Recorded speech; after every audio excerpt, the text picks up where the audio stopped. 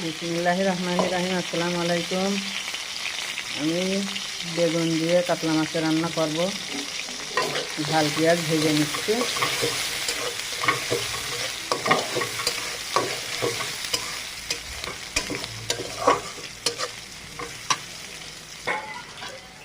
রসুন দিয়ে দিতে,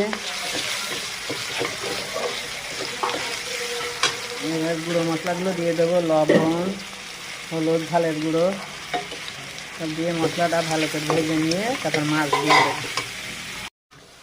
মশলাটা ভাজা হয়ে গেছে, এবার আমি মাছগুলো দিয়ে দিচ্ছি।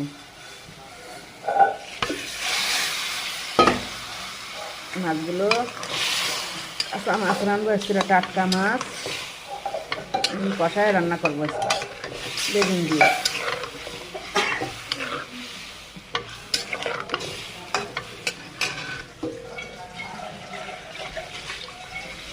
পানি দিয়ে দিলাম, কষাই নেব।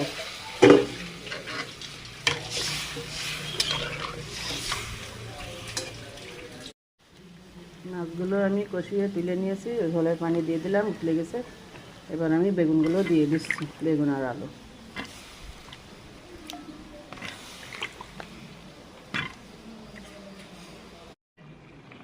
বেগুন রান্নাটা আমার হয়ে গেছে, এবার আমি মটরশুঁটি দিচ্ছি। এবার আমি মাছগুলো সব দিয়ে দিলাম,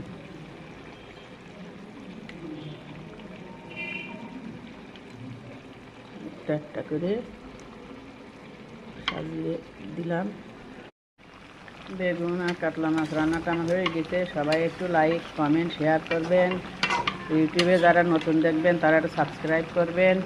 ফেসবুকে দেখবেন যারা, তারা লাইক, কমেন্ট, শেয়ার করবেন। আল্লাহ হাফেজ।